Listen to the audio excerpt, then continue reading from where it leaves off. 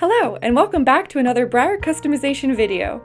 Today I will be making a horse, tack, and doll inspired by traditional Bavarian processions in Germany.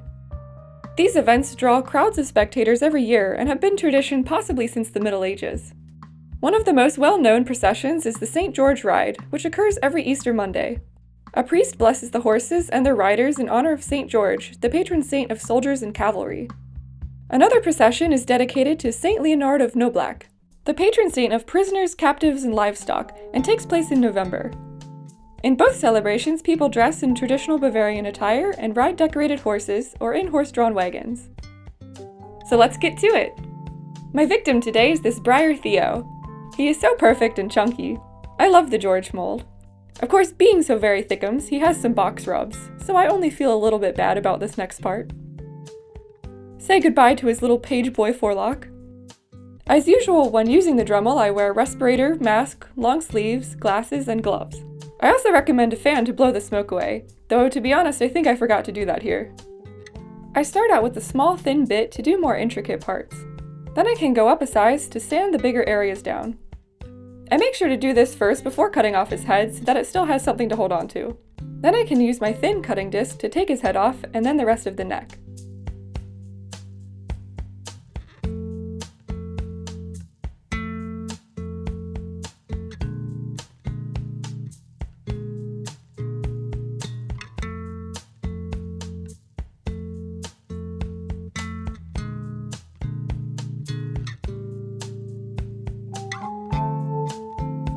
As funny as it would be to stop here, let's put him back together. I'm using this JB Weld 2-part glue. As you can see, I already attached my all-purpose wire to the head. I bent loops at the end so it can't slip out. To get the length and the shape right, I had to look at tons of references, and then I just hold it to the body and fiddle with it until it looks right. If you look up horse proportions, the head is typically the length of the neck. I set his head in this thing to keep it in place, and use masking tape to make sure it doesn't move.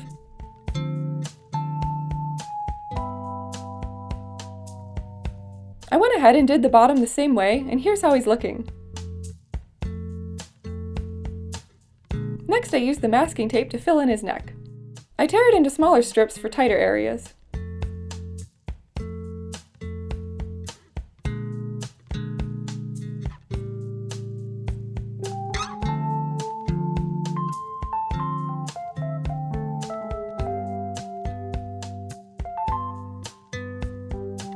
To add bulk, I take a hot glue gun and glue on some crumpled foil.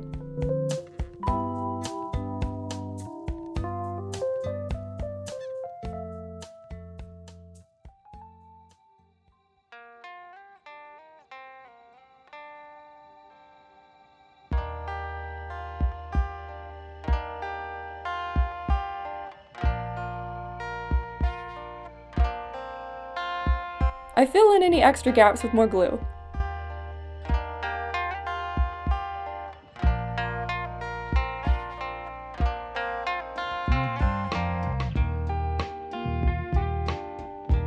Once I have a good base, I can start sculpting with my Aves 2-part epoxy. I start by flattening pieces and just covering the foil. I make sure not to add any more at the time than I think I can finish before it all hardens. I have seen some comments saying I shouldn't be using the epoxy with bare hands, and I haven't been able to find a definitive answer. So I have been trying to use the gloves lately, though I filmed this a while ago and wasn't using them at the time. So definitely be aware of that. I know some people have allergies to it, and some develop them over time.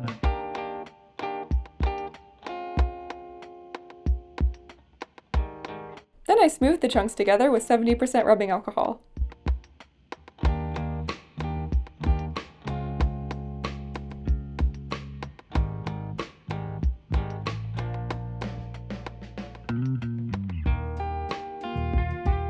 To start forming the neck muscle definition, I used my silicone tools. I also make the shoulder wrinkles. Luckily, the mane will cover a lot of the neck, so I don't have to worry about most of it.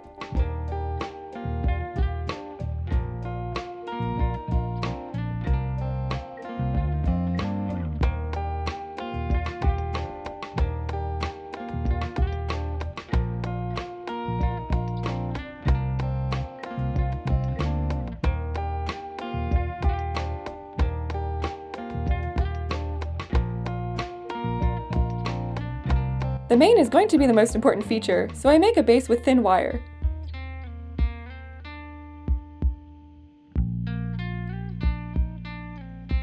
I make a few strands and then fill them out with masking tape.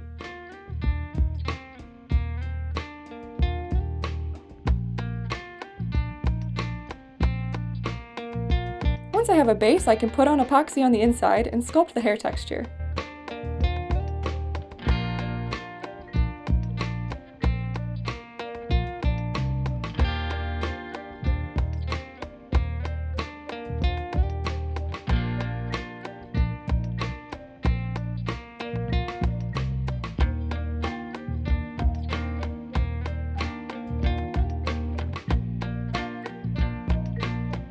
Then I can sculpt like I normally do by placing my noodles.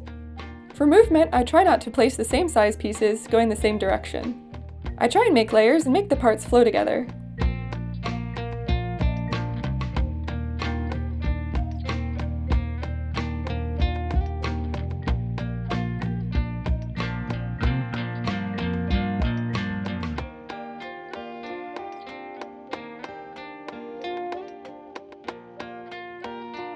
I smooth the noodles together, but not too much so I don't lose all the texture.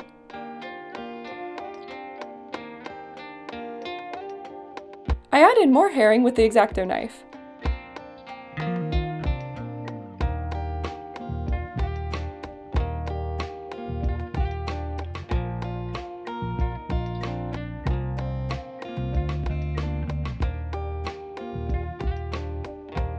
With the mane hardened, I can create the braids. I believe these are made out of straw in real life and aren't actually the horse's mane. I will be doing 12 braids on each side. I'm not too sure if there's any reason, but a lot of the references had 12. I fold the wire in half so it stays in place and to add strength.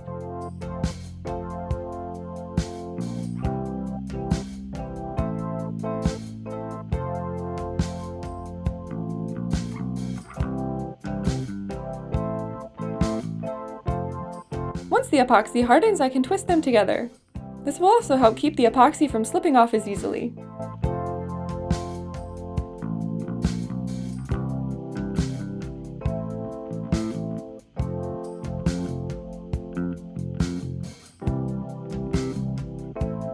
Then I bend them to where I want and trim off the excess.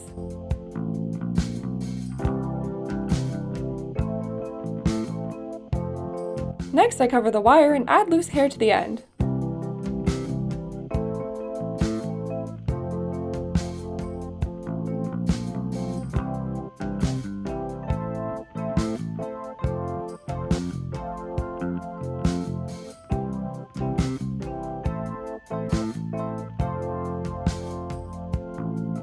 With the Xacto, I add more texture and the braid design.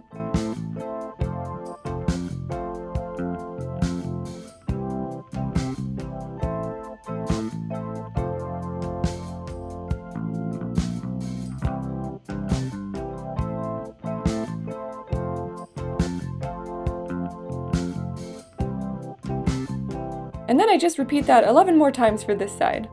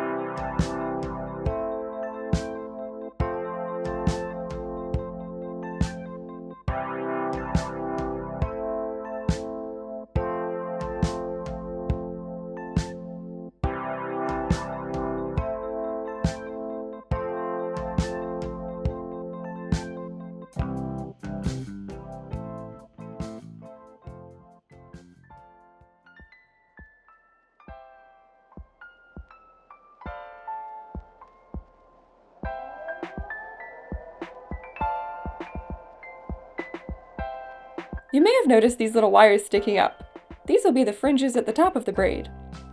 I make a teardrop shape and stick it on. I pinch it to flatten it, but not too thin, and use the knife to add texture.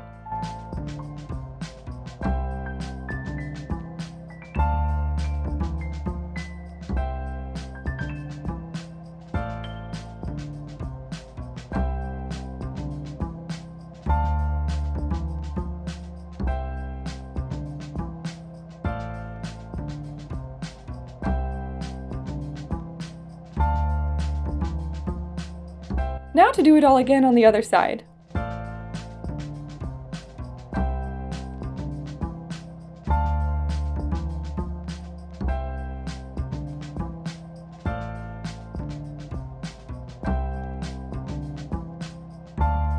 I also fill in the forehead and sculpt above his eyes. I absolutely need references for this, since it deals a lot with the skull anatomy.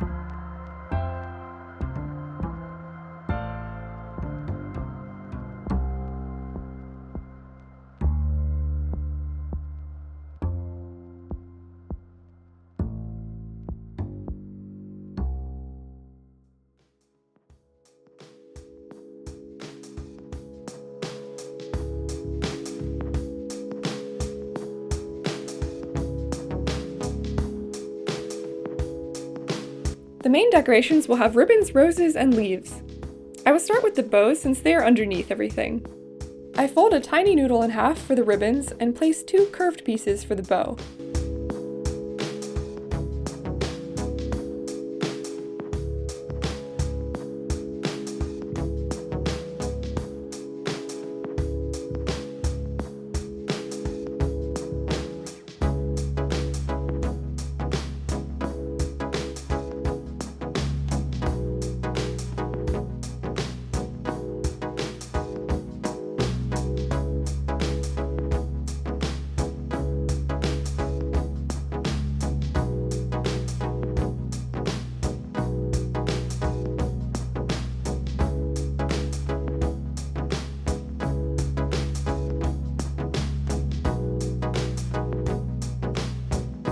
I make flat little triangles for the leaves and cut in the texture once it's placed. I make them different sizes and do different quantities on the braid so it looks more natural.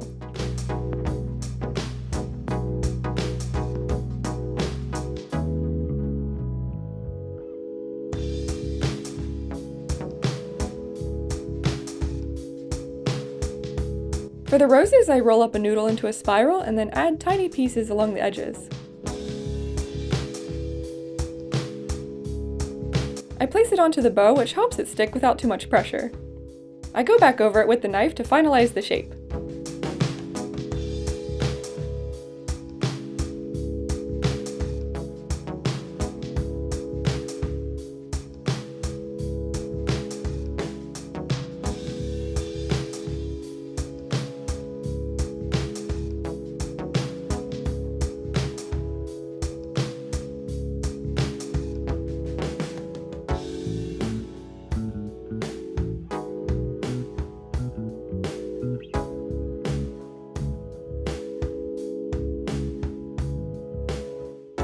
And then I do that again 48 times. But I won't make you watch all of that. We can just skip to the tail. I need to shave down the side since it will be braided.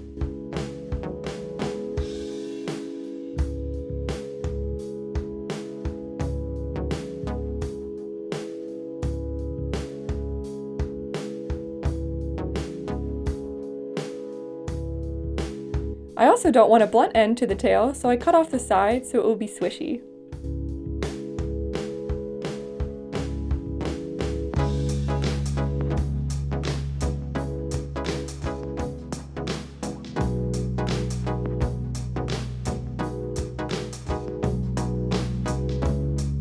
For sculpting, I fill in the area with epoxy and smooth it down.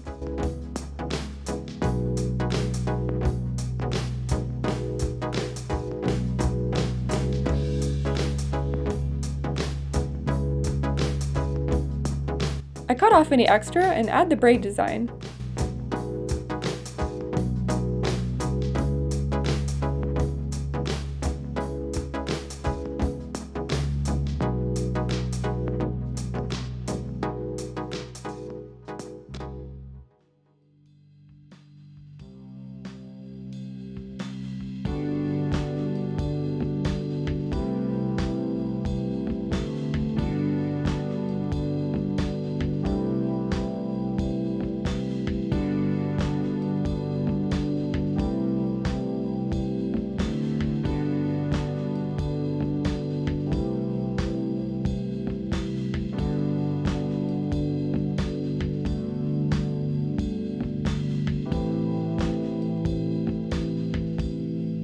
I add a noodle for the end of the braid that is tied up.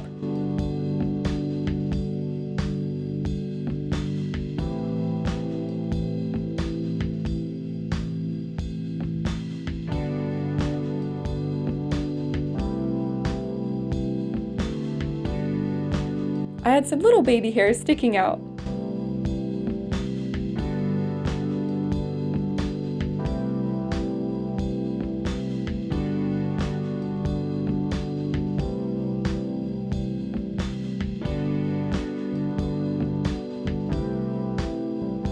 Then I can put in the wire support for the decorations. Before I can sculpt those, I finish up the tail. I flow the tail down onto the leg.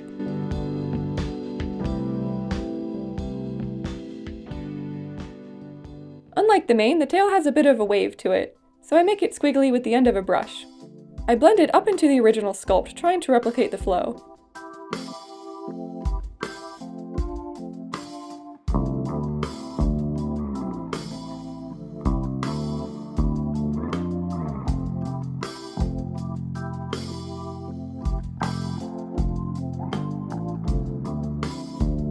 Now I can add those pretty long ribbons. I use the wire as a guide to make sure it's straight.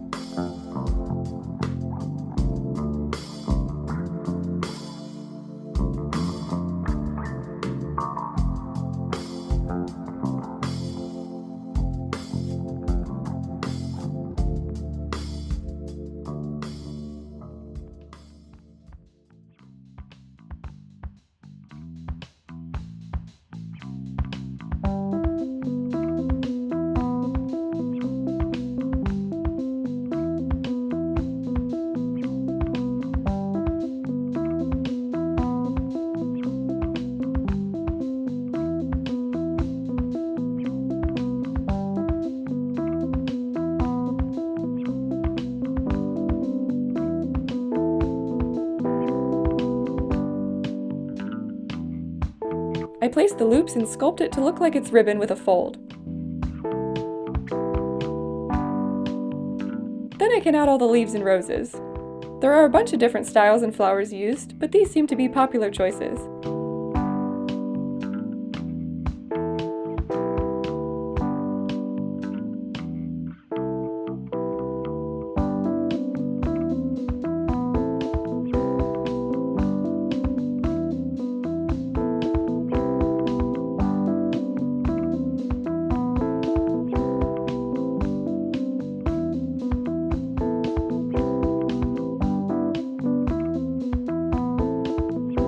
Alright, now that everything is dry and he's been sanded, it's time to add primer and see it all come together. I'm using my Duplicolor sandable primer.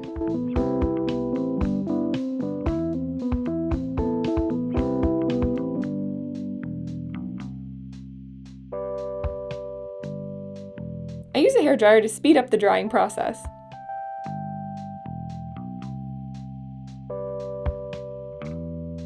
I do a few coats, and off camera I sanded anything I couldn't see before.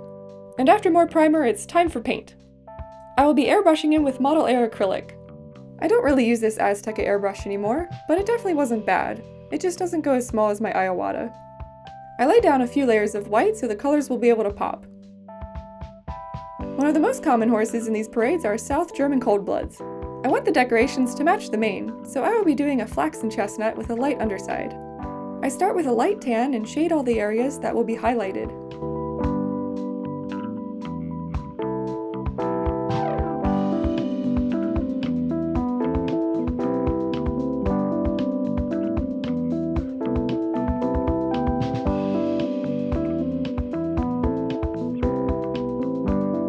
Next I go in with the orange, which I promise isn't as liquefied Cheeto as it looks here.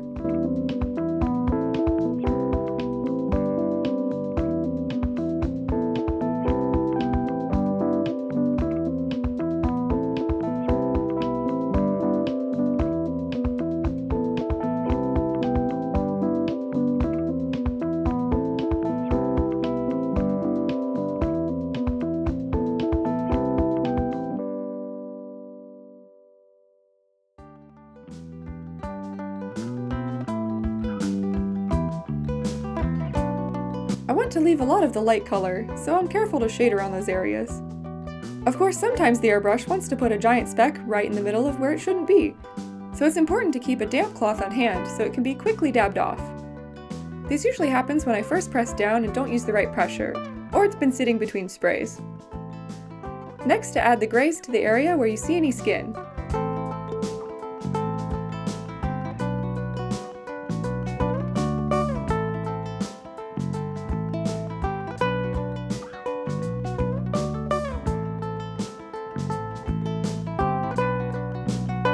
Off camera, I let that dry for a day and then sealed with Mr. Super Clear Matte Spray.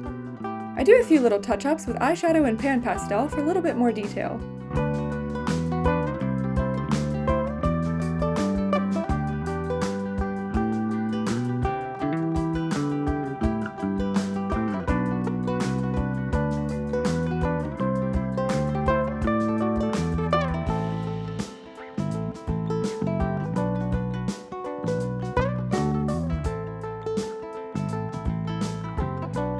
I sealed that, and now I can paint the whites in with my golden acrylic.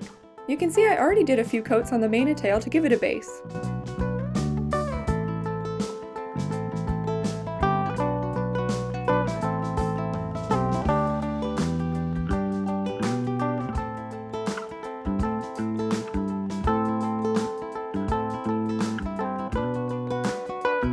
For the flaxen mane and tail, I'm using a light sandy color thinned with water. I do a couple of coats, but since I put down the white base first, it doesn't need too many.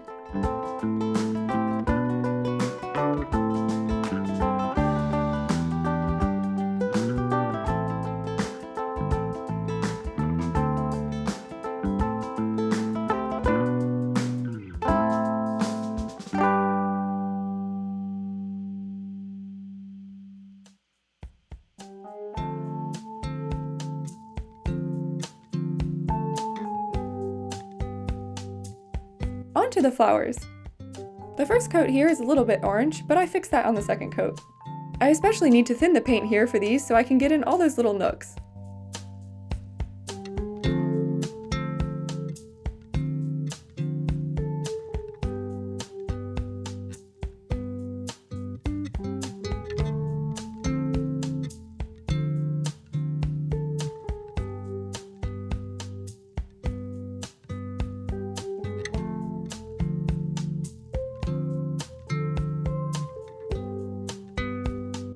Once those layers fully dried, I do a wash of a dark red and blot off any extra with a tissue. This really helps accentuate the sculpt by adding shadows.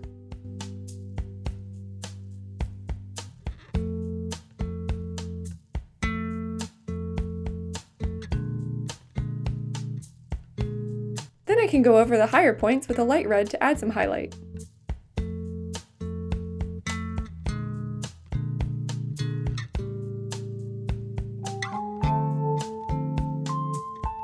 For the ribbons I will be using blue and leaving some parts white. A lot of different colors are used, but this pretty light blue seems popular, and I think it's a nice contrast to the chestnut coat.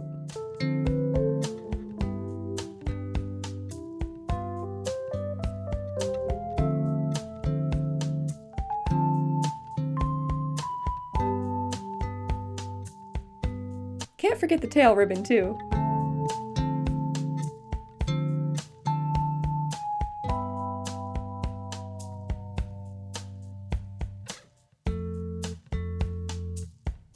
The leaves will be, you guessed it, green. I don't always manage to keep the paint off of other parts, but it's no problem. I just use a clean wet brush to lift it off and a tissue for any water left behind.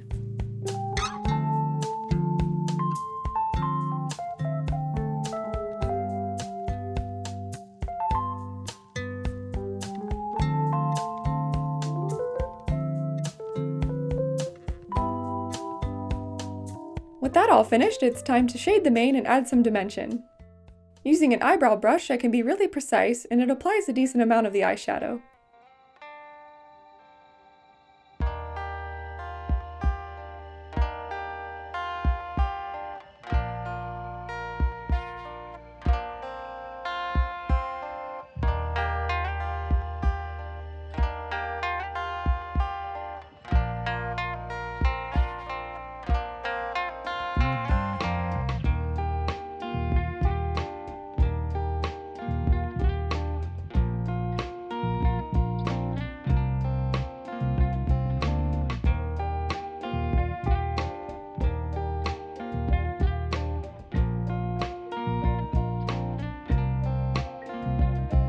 I use a bigger brush to blend out some of the areas.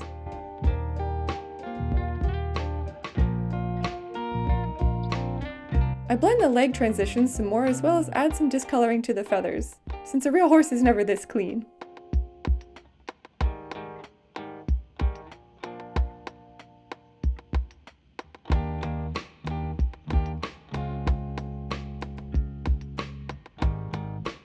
I already added the white in the eye corners, so now I can put the pupils in. I want his eyes to be really soft and brown, so I add an oval and then some lighter brown lines in the bottom. The eyes of this sculpt are really interesting. They're less round than most of them.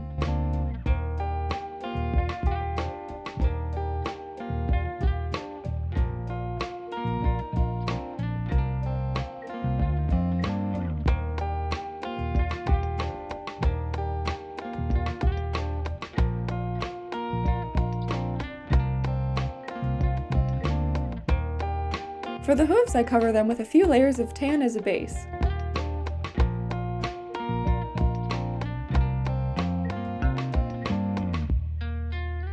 I add a white line to the tops and blend that down with water.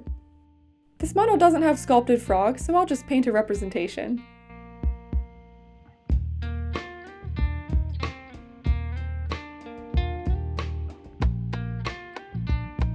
I dry brush texture going vertically and horizontally. I use a mix of white, tan, and brown and rotate between them for variety.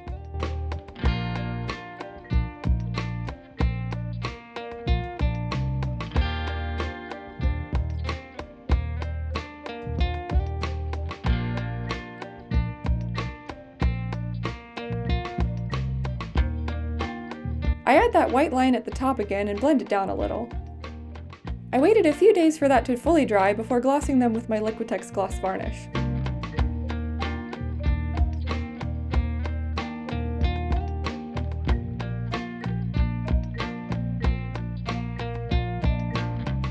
I add his little nose blushies and erase any extra eyeshadow.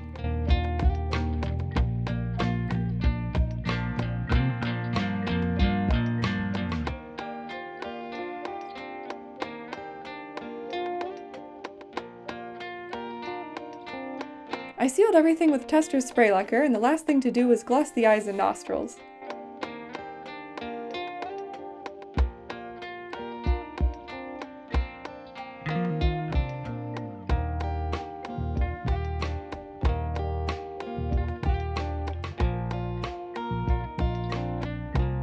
So let's see our finished horse.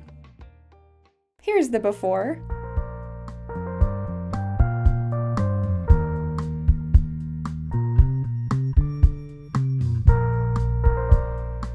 And here's the after.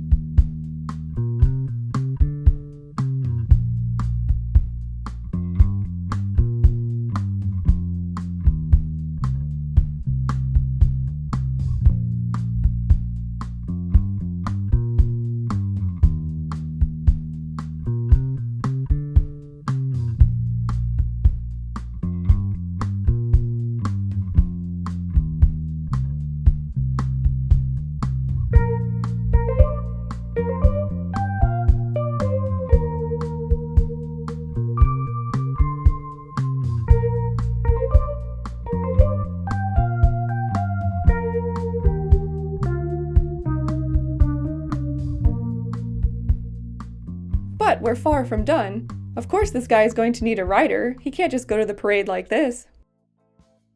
Of course I have my lovely references from Google. I'll be using this Breyer doll that I must have played with a lot as a kid. She is technically classic scale, but I want her to be a young rider in her first parade, and the horse to be pretty big in comparison. So that lovely default paint job has to go. I make sure to wrap her hair and tape it out of the way. Using 100% acetone, I get most of the paint off with a tissue, and any stubborn parts with a cheap brush. I also spray her with Mr. Super Clear as a base for the pigment. I use the same technique as I did for the horse. I actually find makeup tutorials to be pretty helpful for this part, especially how to contour.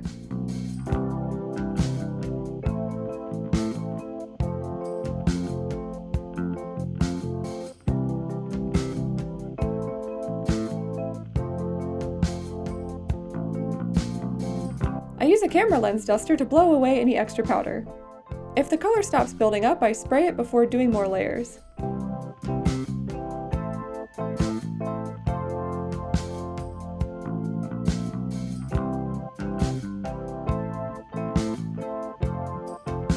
I paint on the base of the eyes and teeth.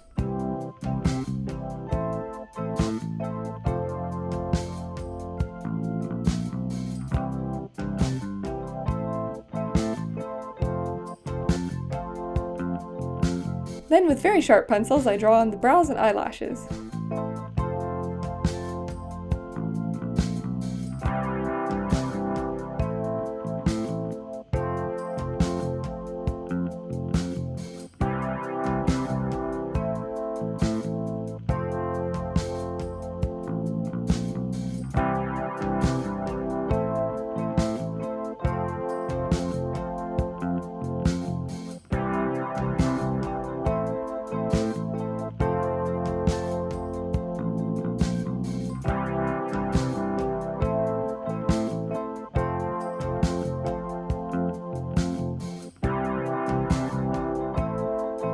Next, I draw on the eyes.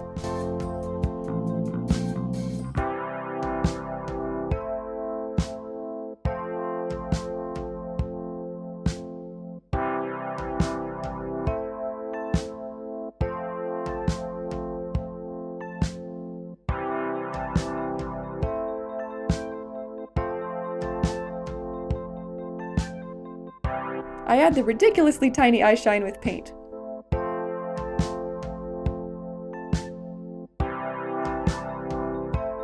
I line the lips first and then paint them in. To finish the face, I seal it and then gloss the eyes and mouth.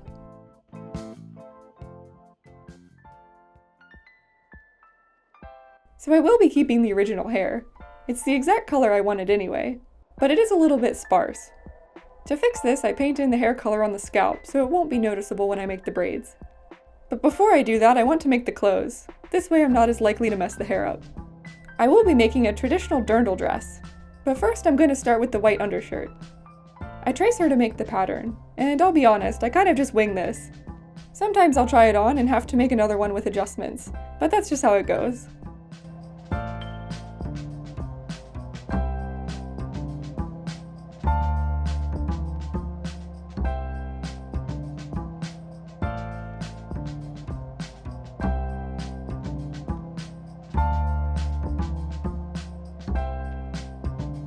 After I cut the pieces out, I always seal them with some clear nail polish so that they don't fray.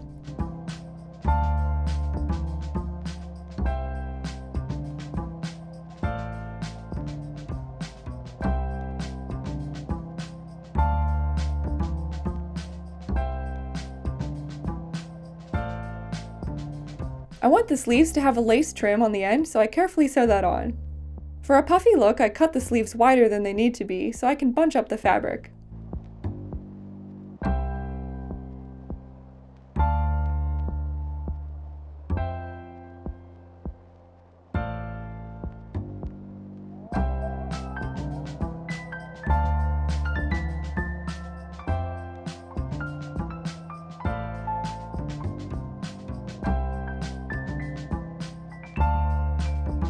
I tie that off and use a hair straightener to flatten the seam.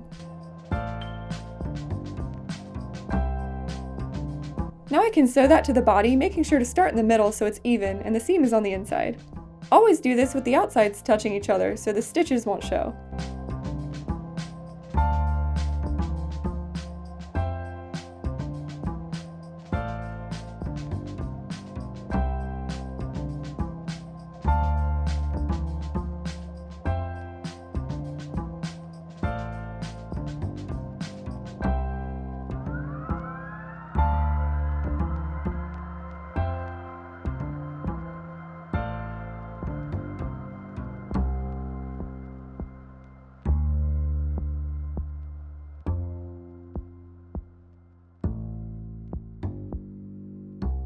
And here's how they look on. I did have to make a slit on the back to get it over her big head.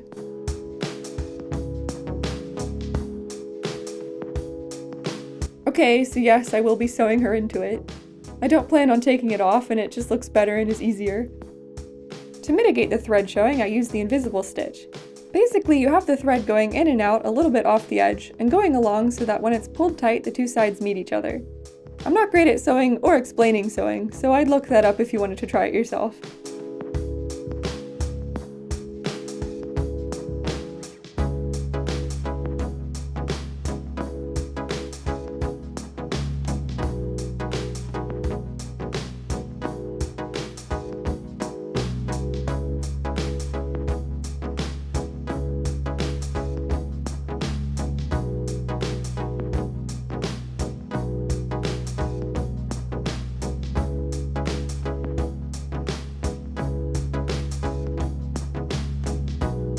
Now for the dress, I found some perfect navy scrap.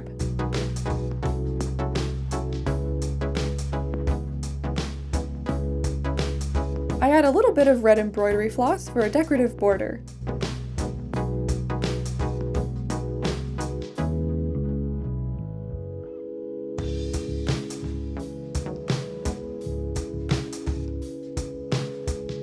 For the corset, I add these gold beads first.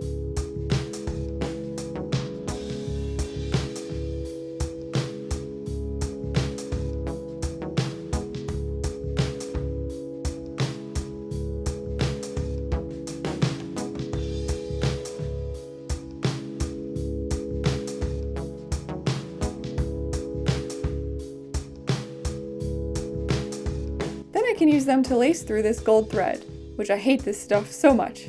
It wanted to fight me every step of the way.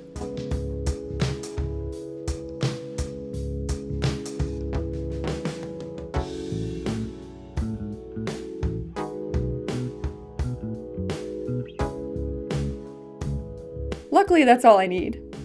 Then I can close up the sides. For this skirt, I cut out a big circle and a little one in the center. I broke my brain trying to figure out how to sew this so that the thread was on the inside, but I got there eventually. I also had to bunch this up to make the pleating.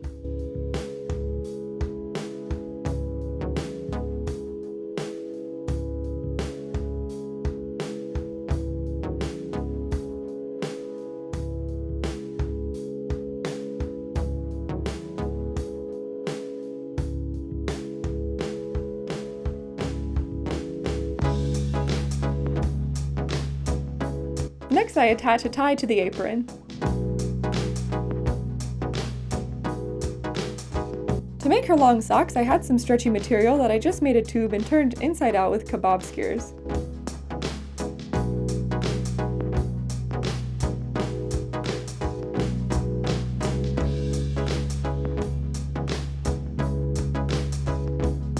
These dolls have feet that would make a Barbie question reality and go on an adventure in the real world. So needless to say, it's a bit tricky getting these socks on. The shoes were even harder. I had to make a U shape with vinyl, cut that out, glue the backs together inside out, and sew it together on her little foot.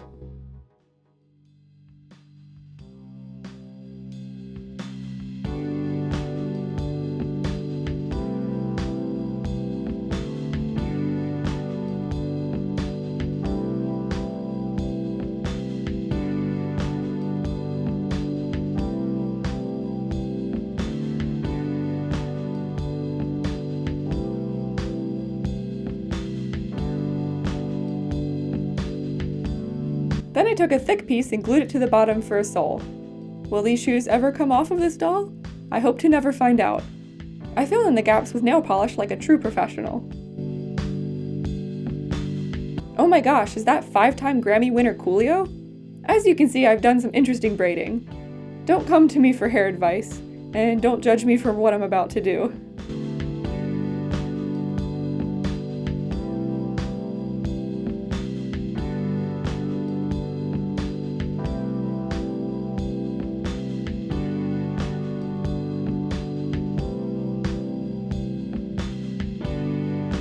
Okay, so we won't talk about that and pretend she has lovely hair that could be totally brushed out again at any time.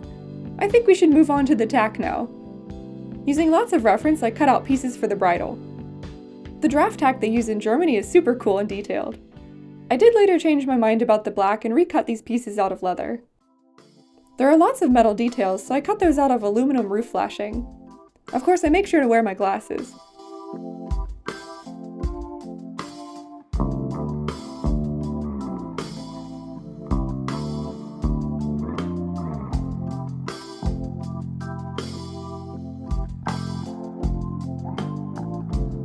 Here are those leather pieces. I seal all the edges with a wood burner so that they don't fray.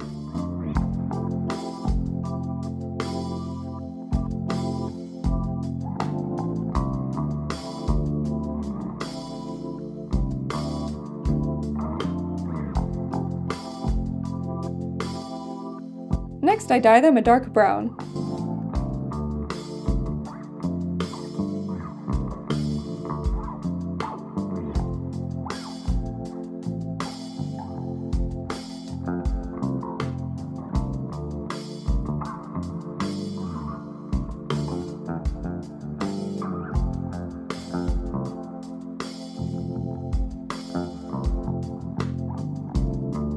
Then I make a bunch of buckles. I have a better explanation of this in my Western saddle video.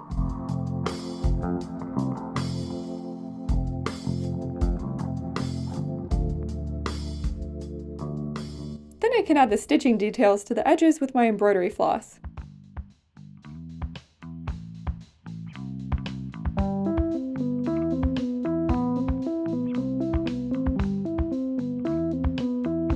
I also sew on a little silver heart detail that will be on both sides. I glue on the metal decoration with super glue.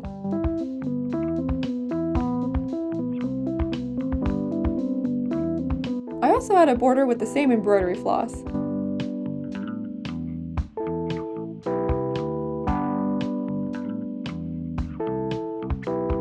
Now I can glue everything together. It can be a little bit confusing what parts go where, so I try and make drawings and little layouts of how it fits. It's also important to constantly check the fit on the model.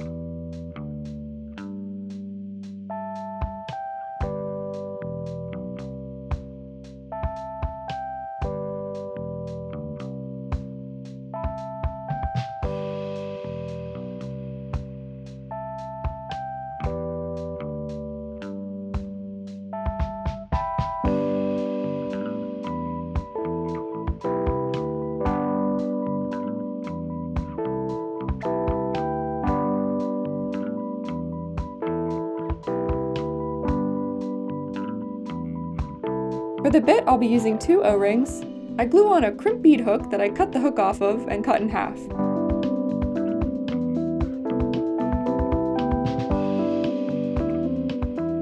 Now I make some bigger buckles for the saddle. It's not a regular saddle, more like a girth strap with stirrups. I have no idea what it's called, and it was hard to even find pictures of them.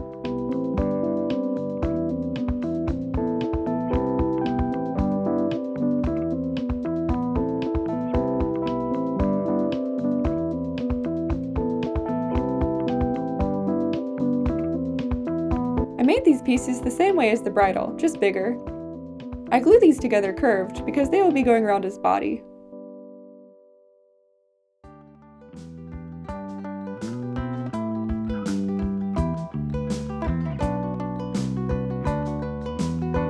I also stitched the girth piece to match the bridle.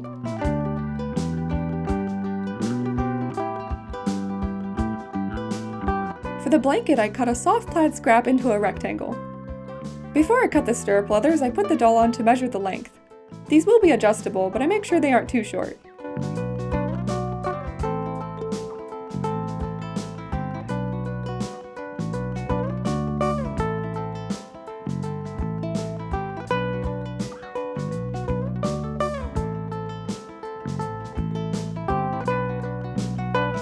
I make these stirrups the same way as my Marwari and Sodashi videos.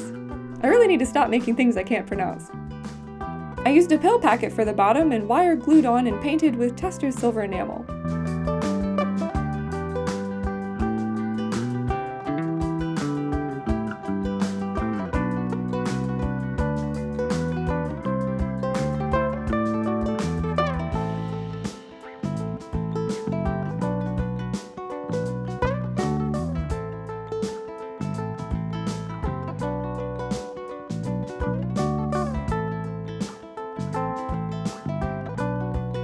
Lastly, I attach the stirrups.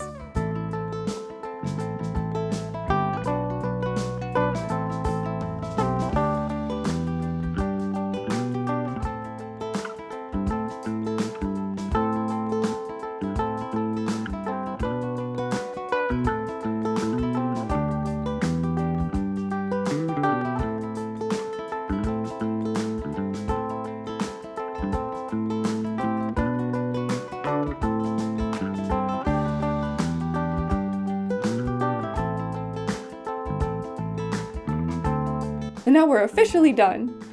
Time for the final result.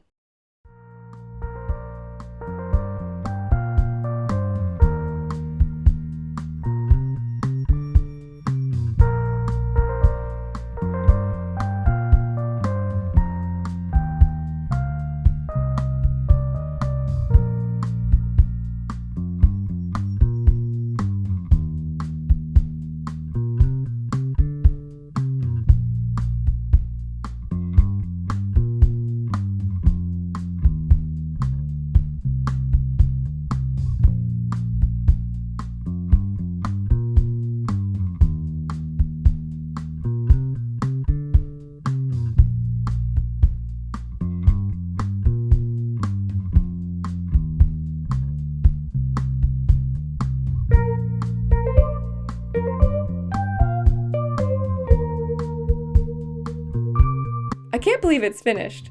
I'm so happy seeing it all finally come together. I loved getting to learn about Bavarian culture through this project, and would love to one day get to see a procession in person. I'm curious how many of you have heard of this tradition, or is this your first time seeing it? I want to make more horses from different cultures, so let me know if you have any in mind. Orca doesn't seem very interested. As always, thank you for watching. I hope you learned something. Make sure to boop that like button and subscribe for more projects.